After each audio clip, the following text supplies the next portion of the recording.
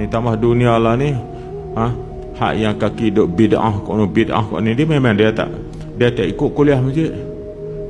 Kalau kita bersembang dalam bahasa kasar pun, kalau Jibril turun wa ma qala Allah wa qala Rasul pun dia cabut.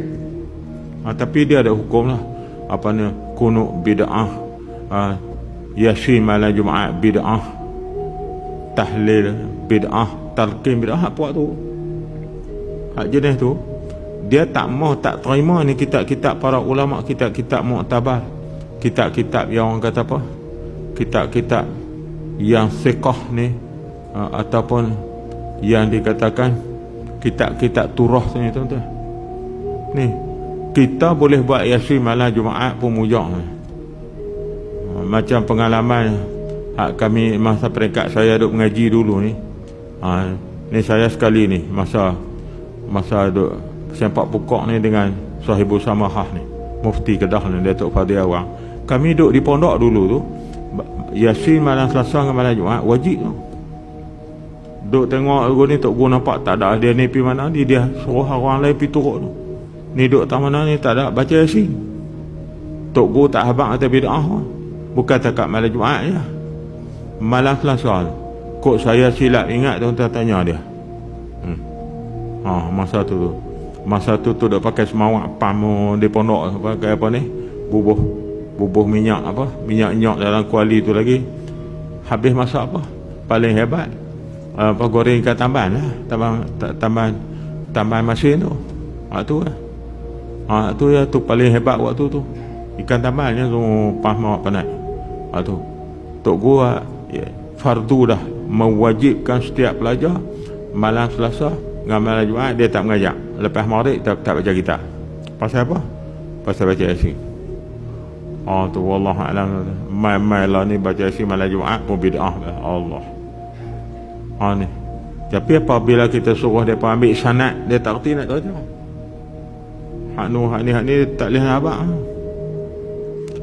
Saya bodoh saya pun, saya fikir letakkan kerja Tok Guru nak menyesatkan orang.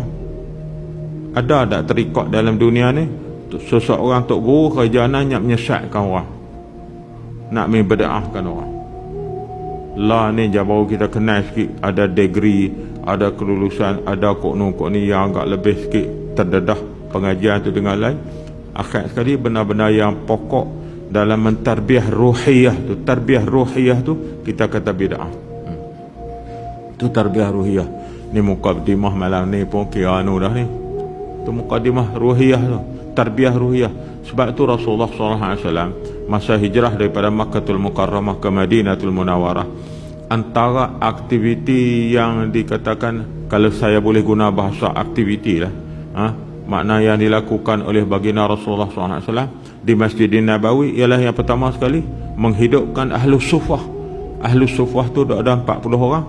Puak-puak ni tak pergi ke mana dah. Maknanya kalau keluar pun dengan nafkah kerja gitu gini, hak menega, hak berjual kok ni orang kata, kalau dalam bahasa kita cakap Melayu, hak cari makannya. Lepas tu depa duduk masjid Ahlus Sufah 40 orang ni, kalau mengikut riwayat. Bukan ada apa, nak terima, duduk tunggu, tak mau bagi terlewat terima wahyu Allah daripada Rasulullah terima wahyu yang baru, terima daripada Jibril ke depa lah, depa yang mula dengar. Hak dah hafal, dia hafal hak kok hak ingat dah. Tu yang kalau tuan-tuan tengok dalam sirah ni tadi, ada yang tulis ayat Quran kok lepas tamak lah, kok batang tamak kok ni zaman Sayyidina Osman dikumpulkan balik jadikan masyah seperti mana hak kita nak baca lah. Tu sejarah pembukuan Al-Quranul Karim. Jadi daripada hak yang 40 kalangan hak duk ikut Nabi ni lah, hak Nabi tarbiyah dalam masjid ni lah, yang Rasulullah lantik untuk jadi ketua-ketua dalam pimpinan dalam bidang eksekutif bawah Rasulullah. Ni kawan ni ketua bahagian ni, kawan ni ketua bahagian ni, kawan ni ketua bahagian ni. Rasulullah bagi mandat. Dia tak main nak kat tepi jalan tu. Ni tuan-tuan, ni benar-benar dia.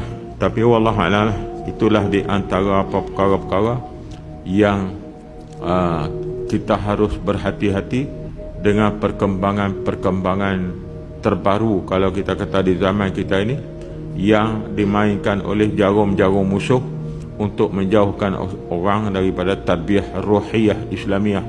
Hak fikrah tu satu bab, fikrah kok lain pula dia masuk. Ni kalau kita sembang bab apa, orang kata bab peranan musuh Allah ni pening kepala. Ada yang dia main ikut fikrah, dia nak merosakkan fikrah Islam. Sebab tu ramai hak mengaku gerakan Islam, hak ni persatuan Islam, hak ni pertubuhan Islam. Pasal apa? Setengah pada setengahnya dimainkan oleh, didalangi oleh musuh untuk kita fikir cara tu. Dia nak suruh kita fikir cara tu seolahnya Islam tu macam tu. Tu. Dia nak meletakkan bahawa Islam tu adalah berasaskan kepada logik akal. Tapi dia akan larikan kita daripada akidah Islamiah. Ni hak kita duk mengaji ni tuan-tuan, kalau buka kitab, kalau orang mengaji pondok dia detail lagi lah. Apa makna akidah, daripada aqadah, pegang apa makna aqadah, tu yang keluar tu. Bawa keluar dari sudut tu, baru mai dalam istilah aqidatun, aqidah. Ada aqidah tu sendiri mai daripada mufrad aqadah. Yaqidu aqidatan, aqidah maksudnya. Pasal apa mai hak tu? Daripada aqadah. Apa makna aqadah? Tu yang diterjemah oleh ulama kita orang Melayu ni, simpulan iman. Tu akidah. Tapi kok tu panjang. Jadi apabila dia berjaya rosakkan pemikiran, akidah longgar. Tu yang duk jadilah. Ni tak apalah tuan-tuan, saya pun tak tahu nak katalah kita dengan kitab kita ni sikit sebanyak. Saya pun bukan ada apa tuan-tuan. Yang duk rezeki saya juga pihak apa Syarifah Fatimah ni bagi peluang kat saya sebulan sekali. Kira saya rezeki kat mana? Rezeki kerana saya dapat tumpang sikit apa yang disabdakan oleh Rasulullah, balighu anni walau ayat. Sampaikanlah apa yang daripada aku tu, kata Rasulullah, walaupun satu ayat. Walaupun kita tak tok guru, walaupun kita apa orang kata apa, bukan orang ulama besar, tambah orang lain pakai lebay gitu ya, pakai lebay huduh tu. Lebay huduh pun kita melaksanakan amanah yang diberi oleh Rasulullah, balighu anni. Jadi kita menyampaikanlah apa hak yang kita duk baca lah ni pun bukan hak saya daripada pemikiran ijtihad saya, jauh lah nak kata ijtihad. Nak sampai ijtihad lagu mana? Imam Asy-Syafi'i ijtihad mujtahid mutlak, mujtahid yang tertinggi. Mujtahid mutlak pun depa lawan lah. Imam Syafi'i kata sunat baca kunut, depa kata bid'ah. Tu. Tak tahu. Yang hak duk pulung kata kunut bid'ah tu, kena konsert dia tak kata apa pula dah. Lok-lak semua apa tu. Hak tang konsert 20 tu. Ni nak sampai bulan 12 ni ada 8 jenis konsert antarabangsa lagi nak masuk. Hak yang kata bid'ah kunut tak cakap apa-apa. Ni tuan-tuan. Allah Akbar. Tu saya tengok tadi anak-anak yang muda ramai mai sembahyang. Bukan kata lagu mana dah. Kesian kat depa tu, lagu mana dan depa ni kalau kita tak jagalah lagu mana depa ni nak tempuh pembinaan ruhiyah dengan fikrah depa ke depan besok dalam suasana yang lagi mencabar. Hari-hari wallahu a'lam lah tuan-tuan. Kita ada anak, kita ada cucu belakang ni, macam mana anak cucu kita nak tempuh tu. Ni hak mai tadi sembahyang alhamdulillah waladdallin tu imam sujud sama, apa semua sama, beri salam sama. Tapi untuk future tu, untuk mustakbal, lagu mana depa tu nak tempuh suasana yang kita tak tahu cabaran pada ketika depa dewasa kelak, lagu mana depa nak hadapi wallahu a'lam. Ni dalam la ni hak kita nak hadapi, andainya kita tak cuba halang sikit lah ni dengan keupayaan yang termampu pada kita tak halang, ibarat ayat bah dia akan laju lagi ke depan. Kalau kita berjaya usaha sikit sebanyak dengan kemampuan yang terbatas yang ada pada kita masing-masing manusia biasa ni, mungkin harap-harap kalau tak dapat stop terus pun dia ayat tu mai tak laju sangat lah. Jadi ancaman musuh tu taklah laju sangat menempuh anak-anak ni. Mereka kan duk salah apa tu, duk boleh reti sembahyang rokok sujud tadi pun cukup, mereka kan ada salah apa.